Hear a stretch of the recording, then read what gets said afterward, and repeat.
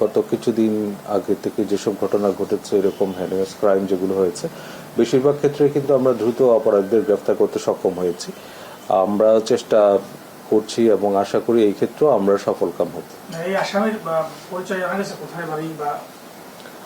আমরা এটা নিয়ে কাজ করছি এবং কিছু তথ্য আমরা সংগ্রহ করেছি। এই তথ্যগুলো নিয়ে আমরা আমাদের তদন্ত কার্যক্রম পরিচালনা করছি। ভাই, আমরা জেনেছি যে হাদিকে গুলি করা যুবক সীমান্ত পাড়ি দিয়ে চলে গেছে। আপনাদের কাছে কি তথ্য আছে? মোটরসাইকেল আরোহী এবং যে শুটার, তারা কি দেশেই আছে নাকি তারা দেশ থেকে চলে গেছে? দেখুন, এই বিষয়টার যে প্রাথমিক তদন্ত কার্যক্রম আমরা ঘটনার দিন থেকে আরম্ভ করেছি এবং বিভিন্ন তথ্যসূত্র থেকে প্রাপ্ত যে তথ্যগুলো সেগুলো আমরা বিশ্লেষণ করছি। আদৌ আসলে তার যে আপনি বলেছেন সীমান্ত পাড়ি দেওয়ার কথা, এই সংক্রান্ত তথ্য এই মুহূর্তে আমাদের কাছে নেই। তবে আমরা চেষ্টা করছি, সম্ভাব্য সব জায়গায় অভিযান পরিচালনা করা হচ্ছে এবং আমাদের গোয়েন্দারাও তৎপর রয়েছে। শনাক্ত যে করেছেন, তো মানে এখানে তো দুইজন ছিল, তো সেক্ষেত্রে দুজনকে শনাক্ত করতে পেরেছেন না শুটারকে শনাক্ত করতে পেরেছেন? যাকেই শনাক্ত করেছেন তার সম্পর্কে যতটুকু জেনেছেন আমাদের একটু বলেন।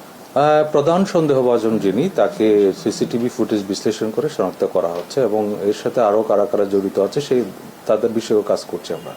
পলিটিক্যাল কোনো আছে কিনা, কি পলিটিক্যাল কিলিং কিনা বা কোনো মোটিভ জানা গেছে কিনা? মোটিভ জানা গেছে কেন হত্যা করা হলো এবং সাদিক ওকেই কেন টার্গেট করা হলো, চেষ্টা কেন হলো, এটা একটু কেন ওসমান হাদি টার্গেট ছিল, কি বোঝা যাচ্ছে আপনাদের? এটা আমরা খতিয়ে দেখছি কি কারণে এবং যে সময়টা বেছে নেওয়া হলো সেটা কি কারণে করা হলো।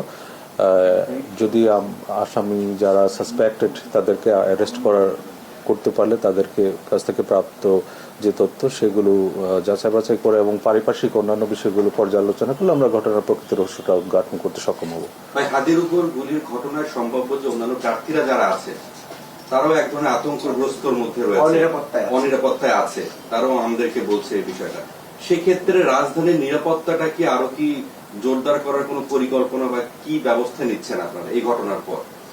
আপনারা জানেন, আসন্ন ত্রয়োদশ সাধারণ নির্বাচনকে কেন্দ্র করে ঢাকা মেট্রোপলিটন পুলিশের পক্ষ থেকে বিস্তারিত নিরাপত্তা পরিকল্পনা গ্রহণ করা হয়েছে এবং সেই অনুযায়ী আমরা কাজ করছি। আর যে নির্বাচনী পরিবেশটাকে সমুন্নত রাখা এবং নগরবাসী জানমালের নিরাপত্তা বিধানের জন্য আমরা প্রতিনিয়তই কাজ করছি। এটা একটা দুঃখজনক ঘটনা অবশ্যই। এরকম ঘটনা পুনরাবৃত্তি এড়াতে এবং নগরবাসীর যে জানমালের নিরাপত্তার জন্য এবং আসন্ন নির্বাচনের পরিবেশটাকে আরো একটু সুন্দর এবং সুষ্ঠু করার জন্য আমাদের প্রচেষ্টা অব্যাহত রয়েছে। মানে রাজধানীর প্রার্থীদের ক্ষেত্রে আপনারা কোনো বিশেষ সিকিউরিটি ব্যবস্থা করবেন কিনা, মানে যারা বিভিন্ন আসনে দাঁড়িয়েছে এমপি পদপ্রার্থী, তাদের ব্যাপারে আপনাদের কি নির্দেশনা থাকবে বা তাদের পেছনে আপনার প্রতি প্রার্থীর পেছনে মানে হেভিওয়েট প্রার্থীর পেছনে কোনো রাখবেন কিনা? এটা আমাদের যে নির্বাচনী নিরাপত্তা পরিকল্পনা তার একটা অংশ। অবশ্যই প্রার্থীদের নিরাপত্তার বিষয়টাও আমাদের মাথায় আছে এবং সেগুলো বিবেচনা করে আমাদের নিরাপত্তা ছকগুলো সাজানো হয়েছে। আমরা যে কোনো বিচ্ছিন্ন ঘটনা একটাও না হোক সেই প্রত্যাশাই করি এবং আশা করি আসন্ন নির্বাচনে যে সুন্দর এবং সুষ্ঠু পরিবেশ সেটা নির্বাচনের তারিখ ঘনায় আসার কাছাকাছি আরো পরিষ্কার এবং আরো বেশি ভালো উন্নতির দিকে যাবে। ভাই, টার্গেট কিলিং এর একটা ব্যাপার শোনা যাচ্ছে এবং হাদিকে সেই টার্গেট কিলিং এর অংশ হিসেবেই তাকে গুলি করা হয়েছে এমন অভিযোগ পাওয়া যাচ্ছে। এর পাশাপাশি অন্য এনাদার ব্যক্তিরও নাম আসতেছে, যেমন হাসনাত, ফুয়াদ ভাই, এছাড়া আরো কিছু লোকজনের নাম আসতেছে যারা 5 আগস্টকে কেন্দ্র করে সক্রিয় ছিলেন। এই বিষয়ে আপনাদের কাছে কি তথ্য আছে এবং এদের নিরাপত্তার জন্য আপনারা আসলে বিএনপির পক্ষ থেকে কি ব্যবস্থা নিচ্ছেন? আপনি যে কথাটা এখানে বলেছেন যে টার্গেট কিলিং, এরকম সংখ্যা আমরা দেখছি না। তারপর আমরা সম্ভাব্য সবকিছু মাথায় রেখে আমাদের নিরাপত্তা পরিকল্পনা গ্রহণ করেছি এবং আশা করি এই সব ঘটনায় আতঙ্কিত হওয়ার কিছু নেই। আমরা প্রতিনিয়ত কাজ করছি কিভাবে আইন শৃঙ্খলা পরিস্থিতি আরো উন্নতি করা যায়, সেভাবে আমাদের তৎপরতা অব্যাহত আছে।